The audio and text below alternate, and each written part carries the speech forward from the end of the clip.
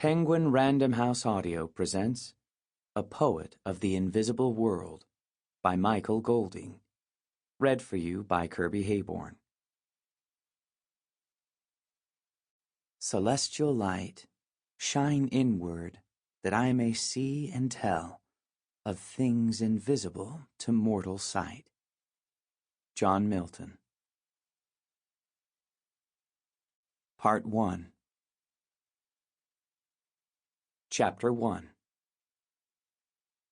No matter how tired they were from the week's labors, no matter how dull from too much bahali polo the night before, no matter how eager to praise God or make tea or milk the cow, there was no one in the tiny village of Al-Kashir who was not stunned by the news that early that morning, in the slant-roofed shed behind the mud-walled house, Mali al-Murad had given birth to a bright-faced, screaming boy with 2 sets of ears. The midwife was so startled when the head popped out that she simply stood there, dumbstruck, as Bina Mardavi, the 14-year-old daughter of Mali al-Murad's neighbor, stepped in to assist with the birth. A quick-witted girl with dark eyes and large feet, Bina was not afraid when she saw the 2nd set of ears. On the contrary, she was eager for the child to come all the way out so she could see if it was equipped with 2 of everything. When it finally sprang free, however, the girl was disappointed. For with the exception of the ears, which were placed side by side like pairs of matched seashells, the flush-faced infant seemed perfectly normal. As she reached for the sewing shears to sever the umbilical cord, she considered giving a quick snip to either side of the head. What use could 4 ears possibly be to the child? When he was old enough to speak, he would surely thank her. But since she did not possess the knowledge to stop the blood she assumed would gush forth, she decided to leave him as Allah, in His great wisdom, had made him. As soon as Bina Mardavi returned home and told her father about the ears, the news spread like wildfire. The fat jelly-maker left a bowl of sliced apples to turn brown in the sun as he dashed through the fields to tell the ironsmith's wife. The ironsmith's wife left a large pot of lamb stew to scorch on the hearth as she hurried next door to tell the soap and cheese maker. The soap and cheese maker left his goats to go hungry as he raced through the streets to tell the village schoolteacher, who is instructing the children about prime numbers. By the time the children ran home and told their parents already knew. Mali al-Murad, who had lost her husband only 3 months before, who had eyes so green they caused people to stare, who made the best poppy seed cake anyone in the village had ever tasted, had given birth to a monster, a reptile, a freak. "Maybe they'll fall off," said Shakiba Banud. "My sister's first child was born with 2 sets of eyebrows, but on the 3rd day the extra set fell off." "Maybe she can sell him," said Sapantam Vedat. "My cousin told me that a baby with 2 heads was born in her village, and the Caliph bought him for 60 dinars. "Maybe it's a sign that we should stop talking so much," said Abbas Rashad, "and try to start listening better." Only Mali al-Murad seemed unfazed by the fact of her newborn son's ears. Only she thought the infant a paragon of beauty, a newly crowned prince in her arms. At first, she just gazed at him, thrilled by the instant bond between them, lost in the wild love that poured from his eyes.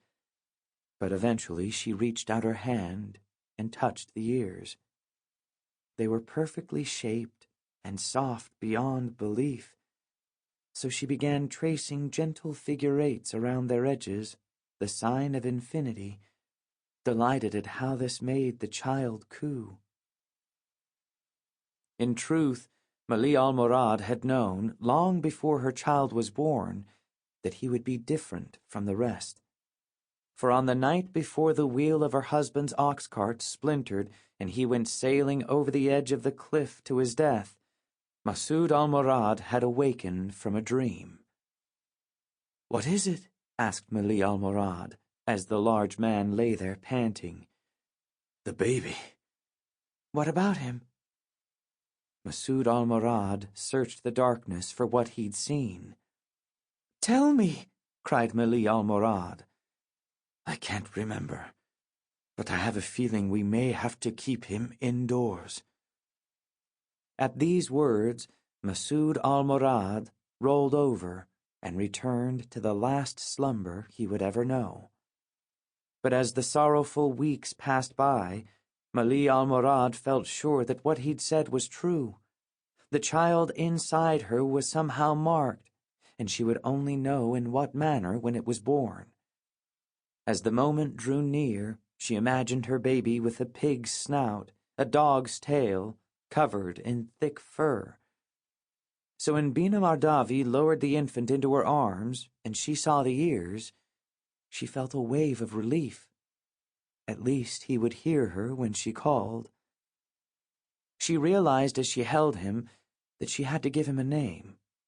She considered Farzad, which meant a splendid birth, but it seemed too boastful. She considered Niyusha, which meant a good listener, but it seemed too obvious. So instead, she chose Nouri, which meant light, followed by Ahmad, which meant praiseworthy, and then she threw in Mohammed, figuring how could it hurt. This was followed by the Nasab, Ibn Masud to denote his father, and the Nisba, al-Murad, to denote his tribe.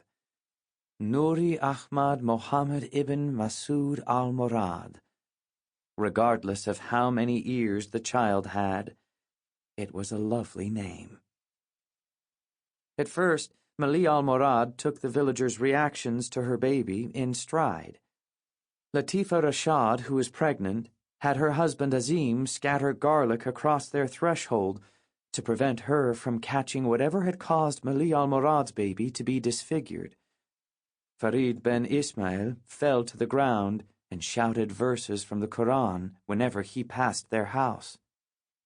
But Mali al-Murad simply lay in the grass, threading daisies around her baby's ears and singing songs to delight him.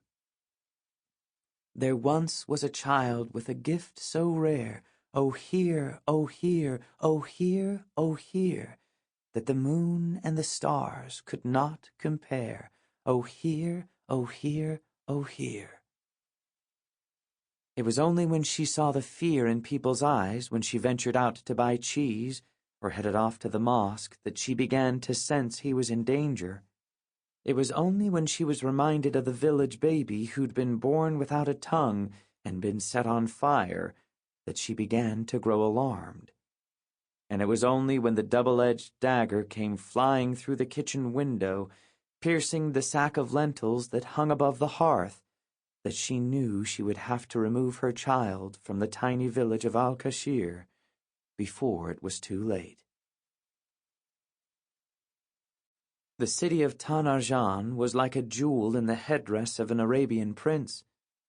Famed for its great mosque, the Darni Sunim, which had risen to splendor nearly a century before, it had everything a modern city should have: a town square, a public bath, a counting house, a grand bazaar, a public garden with a running fountain, and 3 schools, one for each level of education.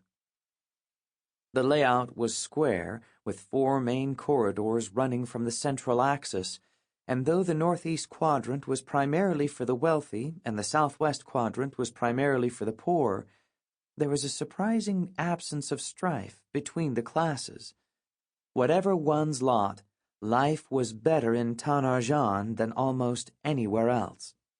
Even the rats felt lucky to roam its colorful streets. Habib al-Adib had lived his entire life in Tanarjan. Born in a tiny hovel to an elderly baker and his wife, he'd grown up in the streets.